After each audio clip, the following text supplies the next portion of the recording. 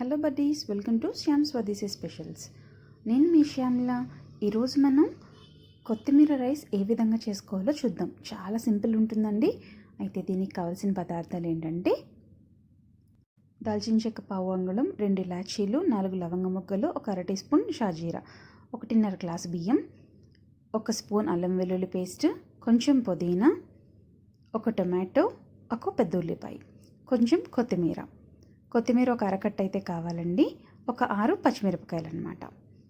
ఇప్పుడు ఒక 15 జీడిపప్పులు అయితే తీసుకోవాలి. ఇప్పుడు ఒక 3 గ్లాసులు నీళ్లు తీసుకొని రుచికి సరిపడా ఉప్పు, 1 స్పూన్ ఆయిల్ వేసుకొని అందులో కడిగిన బియ్యాన్ని వేసుకోవాలి. వేసుకొని అది రైస్కి ఉడకపెట్టుకోవాలన్నమాట. ఇప్పుడు ఒక మిక్సీ బౌల్ తీసుకుని దానిలో కొత్తిమీర, టొమాటో ఇంకా పచ్చిమిరపకాయలు వేసుకొని మిక్సీ పట్టుకోవాలి. ఇప్పుడు ఒక కడాయి తీసుకుని అందులో ఒక 3 స్పూన్ల ఆయిల్ అయితే వేసుకోవాలి. వేసుకొని మనం ముందుగా తీసుకునే జీడిపప్పు ఉంది కదా, ఆ జీడిపప్పుని చక్కగా రెడ్డిష్ కలర్లోకి వచ్చేలాగా వేయించుకోవాలి. మాడిపోనివ్వకుండా సిమ్లోనే పెట్టుకొని కొంచెం ఎర్రగా వేయించుకోవాలన్నమాట. వేయించి జీడిపప్పుని ఈ విధంగా పక్కకు తీసి పెట్టుకోండి. షాజీరా, లవంగాలు, దాల్చిన చెక్క, యాలకులు వేసి వేయించుకోవాలి. అదే నూనెలో వేయించుకునేటప్పుడు తర్వాత ఉల్లిపాయ ముక్కలు కూడా తీసుకొని చిన్నగా తరిగిన ఉల్లిపాయ ముక్కలు వేసుకొని వేయించుకోవాలన్నమాట. ఇలా వేయించుకుంటూ అవి ఉల్లిపాయలు పచ్చి వాసన పోయి చక్కగా ఎర్రగా అయ్యేలా వేయించుకోవాలి.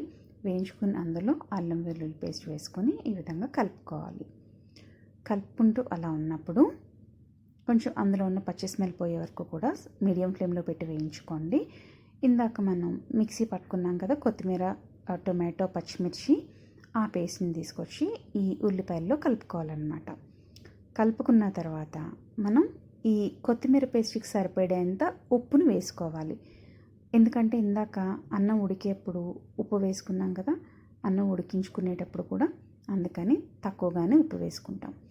కారం అవసరం అనుకుంటేనే వేయండి, లేదంటే పచ్చిమిర్చి కారం సరిపోతుంది.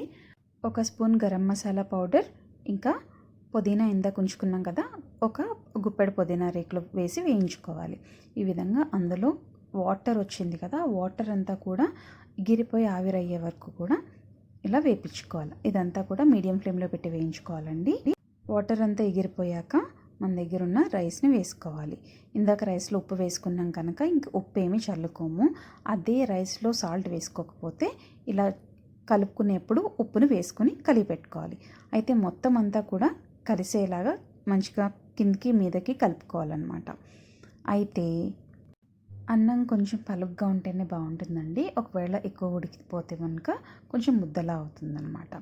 అయితే ఇందాక వేయించుకున్న జీడిపప్పు ఉంది కదా, జీడిపప్పు వేసుకొని ఒకసారి పైన కలిపేసుకోవాలి. అంతే, అయిపోయిందండి.